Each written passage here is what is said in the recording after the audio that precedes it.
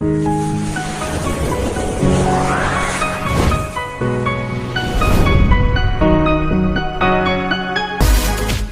Friends, welcome to my YouTube channel. आज का हमारा टॉपिक है एक एक नियम या पद्धति। इंग्लिश में इसे यूनिटी मेथड कहते हैं। तो आज हम इस वीडियो में एक एक नियम के बारे में जानेंगे। तो वीडियो को कंप्लीट देखिएगा और अगर पसंद आए तो एक लाइक ज़रूर कीजिएगा। तो चलिए शुरू करते हैं आज का वीडियो। एक एक नियम या पद्धति को हम एक एग्जाम्पल से अच्छे से समझ सकते हैं।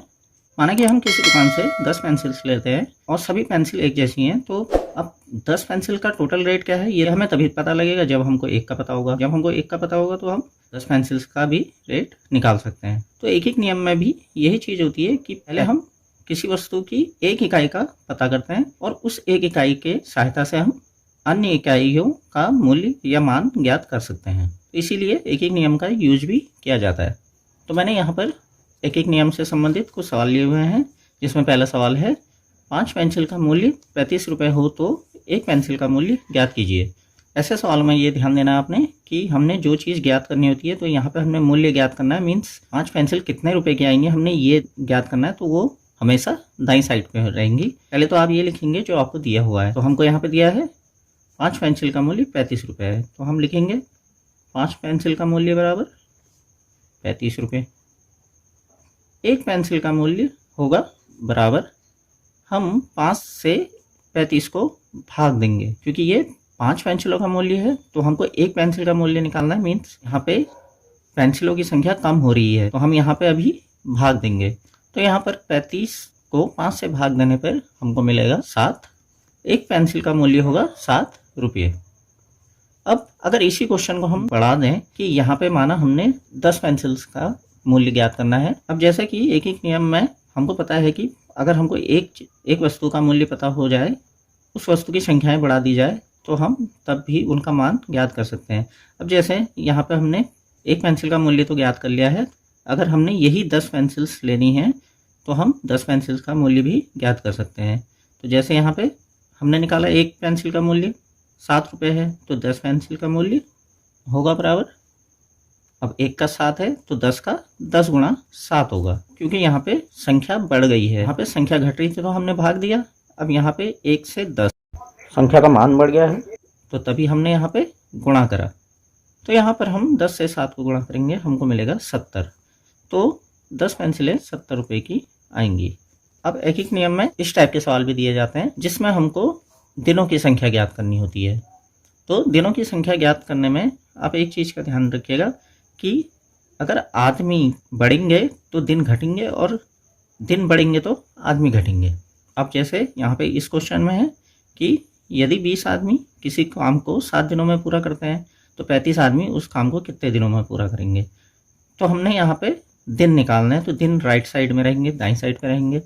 तो हम लिखेंगे पहले जो कि हमको दिया है, क्योंकि 20 आदमी उस काम को 7 दिन में कर रहे हैं, तो एक आदमी जब उस काम को करेगा तो ज़्यादा दिन लगेंगे, मीन्स दिन बढ़ेंगे। तो यहाँ पे हम 7 को गुणा करेंगे 20 से, यहाँ पे हमको मिलेगा 140। तो एक आदमी इसी काम को 140 दिन में करेगा। अब हमको ये पता चल गया है कि एक आदमी इसको 140 दिन में काम पूरा कर रहा है, तो 35 आदमी उस काम को करेंगे बराबर 140/35 दिन में। अब क्यों? क्योंकि आदमी बढ़ गए हैं तो दिन घटेंगे, इसलिए हम यहाँ पे भाग देंगे, हमको मिलेगा 4। तो 35 आदमी इसी काम को 4 दिन में पूरा करेंगे। अब अगला सवाल है 20 दिनों में 15 किसान एक खेत की फसल को काटते हैं, तो 30 दिनों में कितने किसान उस खेत की फसल को काट लेंगे। यहाँ पर हमने किसानों की संख्या ज्ञात करनी है, दिनों की संख्या हमको दी हुई है। दिनों की संख्या बाईं साइड रहेगी, तो 20 दिन में 15 किसान एक खेत की फसल को काटते हैं। एक दिन में 15 गुणा 20 किसान उस खेत की फसल को काटेंगे। अब ऐसा क्यों? क्योंकि यहाँ पे दिन कम हो गए हैं, 20 से 1, तो 20 दिन में कम किसानों की आवश्यकता होगी और एक दिन में ज़्यादा किसानों की आवश्यकता होगी। तो इसलिए 15 को हम 20 से गुणा करेंगे, हमको मिलेगा 300। तो एक दिन में 300 किसान उस खेत की फसल को काट सकते हैं या काटेंगे। तो एक दिन में 300 किसान उस खेत की फसल को काटेंगे। अब हमको एक दिन में कितने किसान उस खेत की फसल को काट लेंगे यह पता चल गया है। तो अब हम 30 दिन में कितने किसान उस खेत की फसल को काटेंगे उसे भी पता कर सकते हैं। अब यहाँ पर दिन बढ़ गया है, मीन्स किसानों की संख्या घटेगी। तो घटने में हम क्या करते हैं, भाग देते हैं। तो हम यहाँ पे 300 को भाग देंगे 30 से, तो हमको मिलेगा 10। तो 30 दिन में 10 किसान उस खेत की फसल को काटेंगे और यही इसका आंसर होगा। नेक्स्ट सवाल है, ए तथा बी किसी काम को 12 दिन में कर सकते हैं और ए अकेले उस काम को 20 दिन में करता है। हमने यहाँ पे निकालना है बी अकेले उस काम को कितने दिन में पूरा करेगा। तो जो हमें ज्ञात है या जो हमें पता है वो हम बाईं ओर लिखते हैं और जो निकालना है वो दाईं ओर लिखते हैं। तो पहले तो हम लिखेंगे ए और बी, या ए धन बी किसी काम को 12 दिन में पूरा कर रहे हैं। तो पहले तो हमको एक इकाई का मान पता करना पड़ता है, तो इसलिए हम यहाँ पे ए और बी का एक दिन का काम का पता करेंगे। तो ए और बी का एक दिन का काम बराबर होगा 1/12। मीन्स ए और बी दोनों मिलकर एक दिन में उस काम का 1/12 भाग करेंगे। अब हमें सवाल में दिया है कि ए अकेले उस काम को 20 दिन में करता है, ए 20 दिन में कर रहा है उस काम को।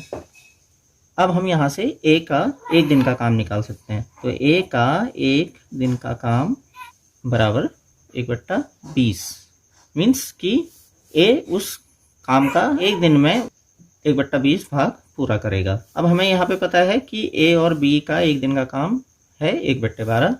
तो हम इसी लाइन को ऐसे भी लिख सकते थे कि ए का एक दिन का काम धन बी का एक दिन का काम बराबर होगा 1/12। क्योंकि दोनों का एक दिन का काम 1/12 है, तो अब हम अलग अलग लिखें तब भी कोई फर्क नहीं पड़ेगा। अब हमने ऐसा इसलिए करा क्योंकि हमको ए का एक दिन का काम पता है और तभी हम बी का एक दिन का काम निकाल सकते हैं और इसी से हम ये पता कर सकते हैं कि बी इस काम को कितने दिनों में पूरा करेगा। तो ए का एक दिन का काम कितना है 1/20 धन बी का एक दिन का काम वैसे ही रहेगा, ये हमको पता नहीं है, बराबर 1/12 हमको पता है।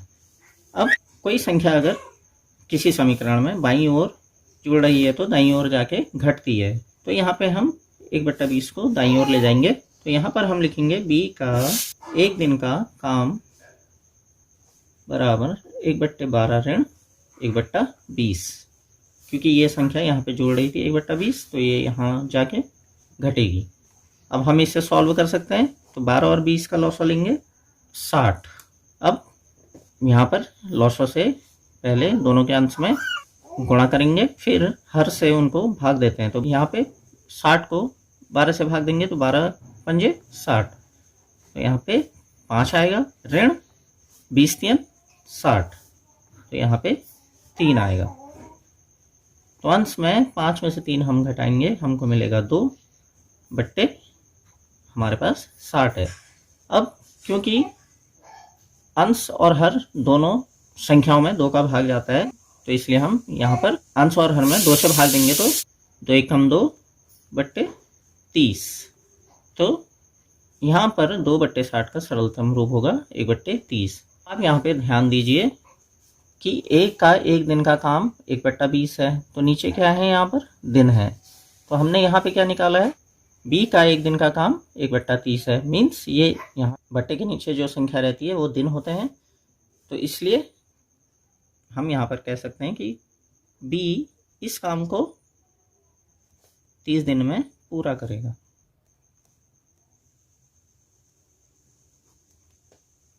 सो फ्रेंड्स, आज के वीडियो में बस इतना ही। कैसा लगा आपको ये वीडियो नीचे कमेंट बॉक्स में ज़रूर कमेंट करिएगा and please like, subscribe and share my YouTube channel.